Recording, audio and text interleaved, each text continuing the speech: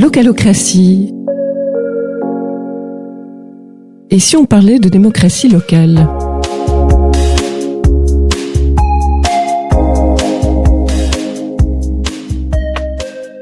À vrai dire, ceci n'est pas un épisode de Localocratie.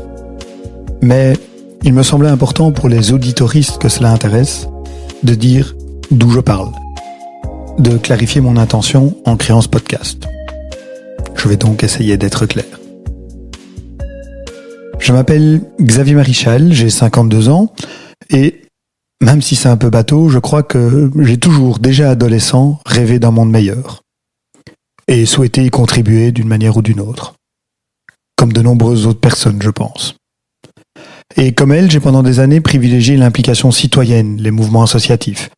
J'ai été animateur d'unité chez les scouts, administrateur dans le club sportif de mon fils, militant avec les cyclistes au quotidien, impliqué dans le réseau d'ingénieurs avec qui j'ai fait mes études. La politique me semblait plutôt éloignée de mes préoccupations immédiates. Je voyais ça comme un cadre qui fluctue, qui évolue au gré des élections, dont je devais tenir compte pour connaître la réalité dans laquelle j'évoluais, mais sur laquelle finalement j'avais assez peu d'influence. Je ne réalisais pas forcément que mon vote pouvait avoir un retour concret sur des choses comme les impôts communaux. On entend souvent dire de ces jours que la politique c'est une affaire de professionnels, avec des guillemets, de spécialistes de ce type d'exercice ou d'art, qui est visiblement progressivement devenu un métier que certains enfants apprennent de leurs parents dans des familles qui affectionnent le pouvoir ou la politique. Sans doute est-ce en partie devenu vrai. Ce qui m'intéresse dans le podcast ici, c'est le côté vivre ensemble de la politique. La politique comme vie de la cité, polis. Politikos en grec, pour ceux qui, comme moi, ont fait du grec ancien il y a bien longtemps, signifie à la base qui concerne les citoyens. Et c'est vraiment cela dont j'ai envie de parler et de partager avec tout le monde. L'organisation citoyenne de nos vies, et en particulier de nos bassins de vie quotidiens, à savoir la commune. D'où le détournement dans le titre de la démocratie, démos le peuple et kratos le pouvoir, pour en faire un podcast sur l'aspect local de ce pouvoir et donc parler de localocratie, de pouvoir décisionnel à l'échelle locale. À ce sujet, je continue de me poser beaucoup de questions sur la représentativité ou le vrai niveau de représentativité apporté par une élection tous les 6 ans. Et je pense que je ne suis pas le seul. Sur la manière de prendre des décisions, sur le principe d'une majorité et donc d'une minorité, comment les citoyennes, citoyens peuvent-ils rester impliqués entre deux élections ? Comment s'assurer d'avoir des femmes et des hommes politiques qui se voient comme au service de la communauté et non pas de leur propre carrière ou dans la poursuite du pouvoir ? Je dois et je veux donc commencer par dire d'où je parle. Je suis un homme blanc, issu des classes moyennes, relativement aisées, avec une éducation chrétienne où on m'a surtout beaucoup parlé de partage et de solidarité. Véronique a choisi de partager ma vie depuis 30 ans. Nous avons 3 enfants qui prennent aujourd'hui doucement leur envol dans la vie adulte. Initialement apolitique, j'avais toujours juré que je n'en ferais pas, mais avec une vision progressiste de la société, j'ai finalement accepté en 2018 d'être sur la liste écolo de ma commune. L'argument par lequel on m'a convaincu, c'était celui qu'il faut des personnes qui osent se mouiller pour changer le système de l'intérieur, que les seules pressions extérieures ne suffisent pas. Il faut dire qu'à ce moment-là, les obstacles récurrents auxquels se heurtaient diverses associations dans lesquelles j'étais impliqué m'avaient en effet convaincu d'un tel constat qu'il fallait que certains osent le pas pour faire bouger les lignes. Dès lors, pourquoi pas moi ? Depuis, me voici donc conseiller communal, dans la minorité, ou l'opposition, comme se plaît systématiquement à le nommer notre bourgmestre. Dois-je alors m'opposer à tout ce qu'il propose ? J'ai eu assez rapidement un sentiment diffus d'être dans la position d'un babysitter. Vous voyez, quelqu'un plus jeune à qui on fait appel lorsque c'est nécessaire, mais qu'on ne considère pas tout à fait comme son égal.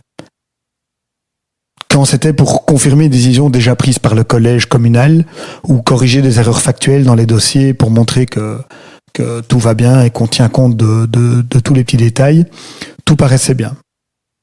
Interpeller sur ce que le collège dit ou ne dit pas pour tenter d'apporter plus de transparence, ça paraît bien. Mais aller plus loin, on sent tout de suite une certaine forme de barrière. Un babysitter, donc, à qui on confie la garde de ses précieux enfants, mais jamais trop longtemps. Et puis, jamais pour les fondamentaux.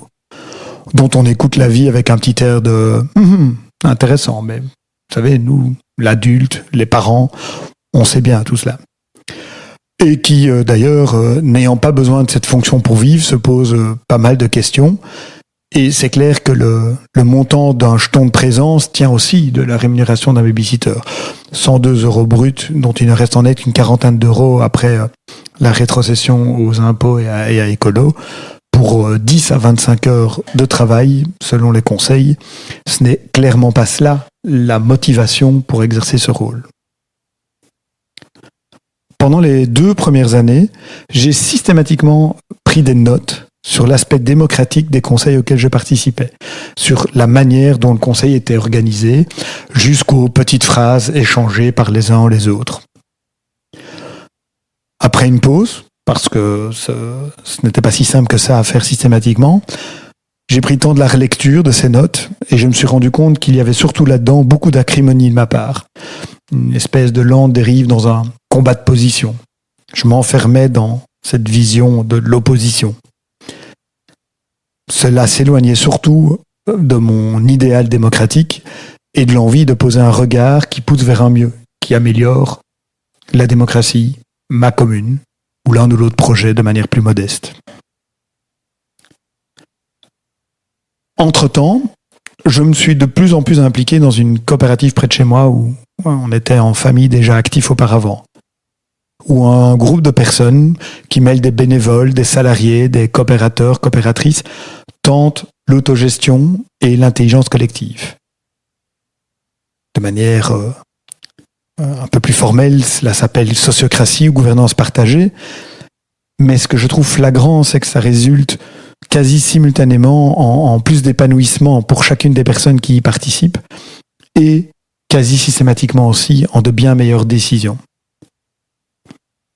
Cette confrontation de style m'a beaucoup questionné et je me suis demandé comment ces modes de fonctionnement, souvent à petite échelle, sur un groupe limité de personnes et qui reste inévitablement imparfait, pouvaient peut-être réanimer quand même notre façon de vivre la démocratie, surtout au niveau local.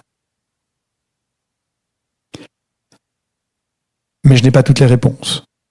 Et alors qu'on me demandait de me représenter sur les listes communales, l'idée du présent podcast prenait corps, se faisait de plus en plus présente, avec cette envie de creuser le fait local, d'investir plus de temps pour entendre ce que d'autres ont à dire, ce qui se cache vraiment derrière des élections communales, derrière une gestion communale, derrière des décisions, de mieux comprendre les enjeux, d'avoir l'avis des acteurs qui sont impliqués, de quelque côté que ce soit, de l'exercice du pouvoir communal, et également de personnes qui voient ça avec un regard plus externe, avec de la distance, soit parce que leur métier les invite à ça, soit parce que leur association, leurs affinités les poussent vers plus de questionnement et de remise sur le tapis de la question démocratique.